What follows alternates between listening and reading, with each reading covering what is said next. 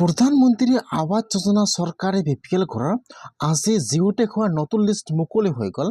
যদি আপোনালোকৰ চৰকাৰী ঘৰৰ জিঅ'টেক হৈ গৈছে আৰু আপোনালোকে এতিয়ালৈকে চৰকাৰী ঘৰৰ ফাৰ্ষ্ট কিস্তি লাভ কৰা নাই, তেনেহ'লে আপোনালোকে আজি চৰকাৰী ঘৰৰ জিঅ'টেক হোৱা নতুন লিষ্টটো চেক কৰিব যে আপোনালোকৰ লিষ্টত নামটো আহিছে নে অহা নাই। কেনেকুৱাকৈ আপোনালোকে চৰকাৰী ঘৰৰ নতুন জিঅ'টেক হোৱা লিষ্টটো আপোনাৰ নিজৰ মোবাইলৰ পৰা চেক কৰিব। মই আজি এইটো ভিডিঅ'ত আপোনালোকক সম্পূৰ্ণ প্ৰচেছ ষ্টেপ বাই ষ্টেপ দেখুৱাই দিছোঁ। কেনেকুৱাকৈ আপোনালোকে লিষ্টটো চাব লাগিব যে আপোনালোকৰ লিষ্টত নামটো আহিছে নে অহা নাই। কেনেকৈ লিষ্টটো চেক কৰিব চাই লওক।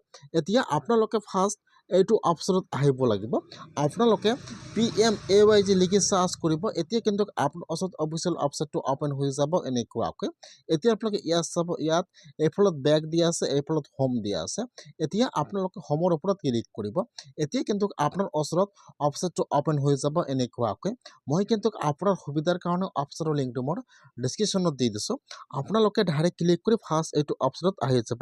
অহাৰ পিছত আপোনালোকে আৱাজৰ ওপৰত এবাৰ ক্লিক কৰিব। তাৰপিছত আপোনালোকে এতিয়া ইয়াত চাব 2 নম্বৰত দিয়া থাকিব ৰিপৰ্ট, ফাৰ্ষ্ট আৱাজত। তাৰপিছত আপোনালোকে ৰিপৰ্টৰ ওপৰত এবাৰ ক্লিক কৰিব।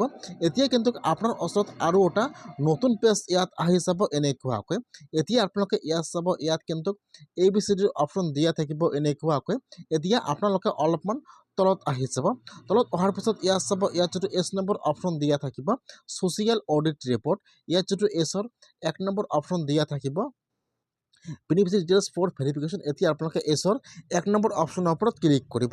এতিয়া কিন্তু আপোনাৰ ওচৰত এইটো পেজ অপেন হৈ যাব এনেকুৱাকৈ। ফাৰ্ষ্ট চাব, ইয়াত দিয়া থাকিব অল ষ্টেট, সেইটো অপশ্যনৰ ওপৰত ক্লিক কৰিব। ফাৰ্ষ্ট ষ্টেট নাম আছাম চিলেক্ট কৰি লৈ ল'ব। তাৰপিছত চিলেক্টত ক্লিক কৰিব। ইয়াত আহি যাব আপোনালোকৰ ডিষ্ট্ৰিক্টৰ নাম। এতিয়া আপোনালোকে ইয়াত চালে, ইয়াত আমাৰ ডিষ্ট্ৰিক্টৰ নামটো চিলেক্ট কৰি লৈ ল'ব। তাৰপিছত চিলেক্টত ক্লিক কৰিব। ইয়াত আহি যাব আপোনালোকৰ ব্লকৰ নাম। তাৰপিছত আপোনালোকৰ ব্লকৰ নামটো চিলেক্ট কৰি লৈ ল'ব। তাৰপিছত চিলেক্টত ক্লিক কৰিব। ইয়াত আহি যাব আপোনালোকৰ পঞ্চায়তৰ নাম।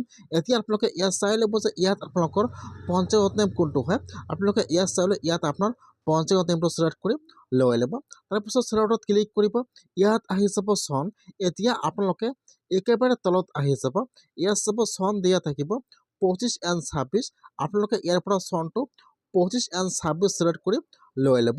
যিহেতু আপোনালোকে নতুন লিষ্টটো চেক কৰিব জিঅ'টেক হোৱা, সেইখন আপোনালোকে ইয়াৰ পৰা চনটো 25-26 চিলেক্ট কৰি লৈ ল'ব। তাৰপিছত চিলেক্টত ক্লিক কৰিব। ইয়াত 1 নম্বৰত অপশ্যন আহি যাব প্ৰধানমন্ত্ৰী আৱাস যোজনা গ্ৰামীণ। আপোনালোকে ইয়াৰ পৰা সেইখন চিলেক্ট কৰি লৈ ল'ব। তাৰপিছত আপোনাৰ ওচৰত আহি যাব কেপচা। এতিয়া আপোনাৰ তাত যিটো কেপচা আহি যায়, এতিয়া আপোনালোকে ইয়াত কেপচাটো বহাই দিব। কেপচাটো বহাই দি আপোনালোকে এতিয়া ছাবমিটৰ ওপৰত ক্লিক কৰিব। যেতিয়া আপোনালোকে কেপচাটো বহাই দি ছাবমিটৰ ওপৰত ক্লিক কৰিব, এতিয়া কিন্তু আপোনাৰ ওচৰত আপোনাৰ পঞ্চায়তৰ চৰকাৰী ঘৰৰ জিঅ'টেক লিষ্টটো ইয়াত আহি যাব এনেকুৱাকৈ। এতিয়া আপোনালোকে লিষ্টটো চাব লাগিব যে আপোনালোকৰ লিষ্টত নামটো আহিছে নে অহা নাই।